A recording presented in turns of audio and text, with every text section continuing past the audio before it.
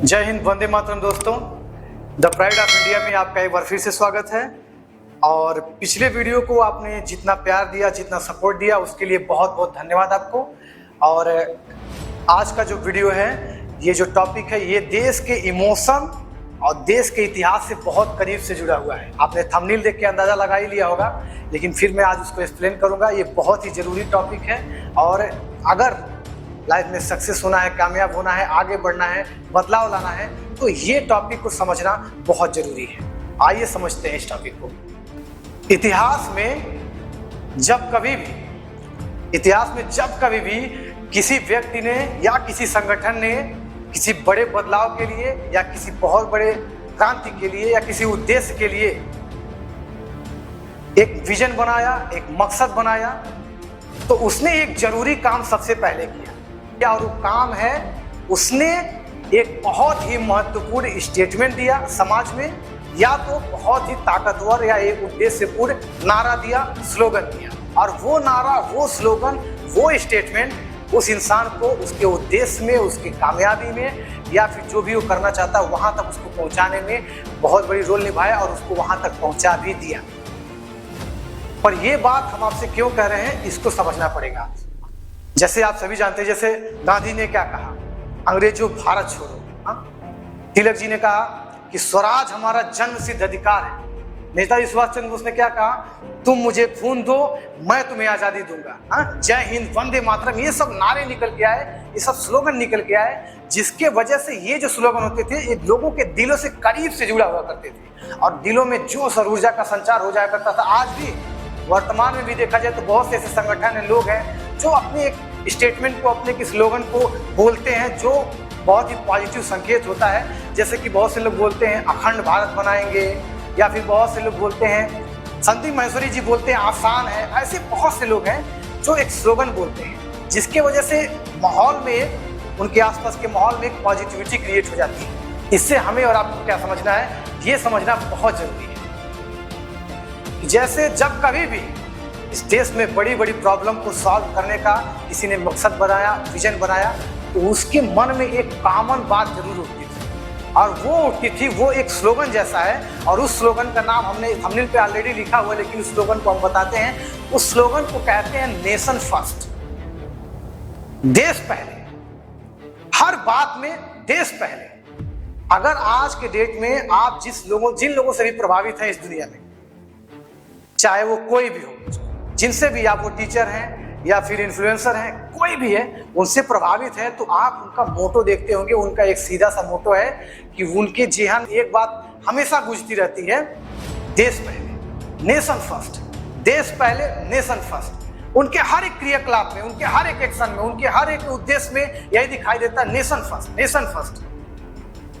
और ये सोच, ये उद्देश्य, ये स्लोगन उनको आज इस देश में प्राइड ऑफ इंडिया बनाता है, उनको इस देश में महान बनाता है। और लोग, करोड़ों लोग, ये देश का हर एक इंसान उनके जैसा बनना चाहता है। लेकिन अगर आपको उनके जैसा बनना है, हमें अगर उनको ऐसा बनना है, तो हमको ये विचारधारा डेवलप करनी होगी। ये स्लोगन को हर वक्त अपने दिमाग में लाना होगा, देश पहले।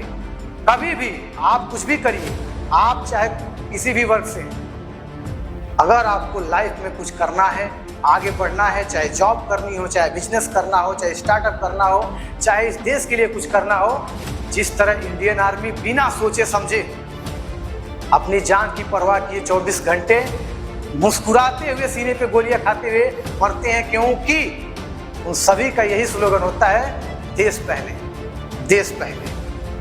आज जिनको भी हम जानते हैं, जिनसे बहुत प्रभावित रहते हैं, वो यही कहते हैं, ऐसा कुछ करना होगा जिससे हम अपने विजन और मकसद में कामयाब हो पाएं, जो भी हमारा विजन है। तो ये माइंडसेट उनका हमेशा बना रहता है, नेशन फर्स्ट, देश पहले।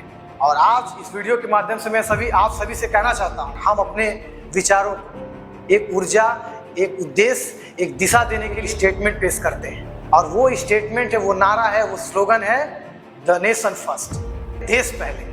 हमारा मन, मस्तिष्क, हमारी विचारधारा हमेशा यही रहेगी, और आपकी भी होनी चाहिए, द नेशन फर्स्ट, देश पहले। कि आप किसी भी वर्ग से, अगर आपको जीवन में आगे जाना है, मकसद को अपने पूरा करना है, अपने विजन को क्लियर करना है, अपने ड्रीम को, अपनी चाहतों को पूरा करना है, तो एक बात कॉमन रख लीजिए। बाकी जो ड्रीम बनाए वो बात अलग है, लेकिन एक बात दिमाग हमेशा ध्यान में रखिएगा, नेशन फर्स्ट। इस बात को आप अपने दिलो दिमाग में बोल के देखिए, अपने मन में बोल के देखिए, आप अपनी एक्शन में ला के देखिए, हर काम में सोचिए नेशन फर्स्ट, देश पहले, देश पहले। अगर ये चीज आपके अंदर डेवलप हो जाती है तो आप भी जिस तरह इस देश के क्रांतिकारी लोग, इंडियन आर्मी, बहुत सारे लोग जो इस देश के लिए जीते हैं, जिनका नाम है, हर एक दिन में जिनके लिए सम्मान है, उनका नारा यही रहता है, उनका स्लोगन यही रहता है, उनकी माइंडसेट यही रहती है कि देश पहले। मैं सचिन आर्या आपसे विनती करता हूँ, आप जरूर ये मानसिकता को डेवलप करिए, इस विचारधारा को डेवलप करिए और अपने मन मस्तिष्क में एक बात को हमेशा रखिएगा, देश पहले।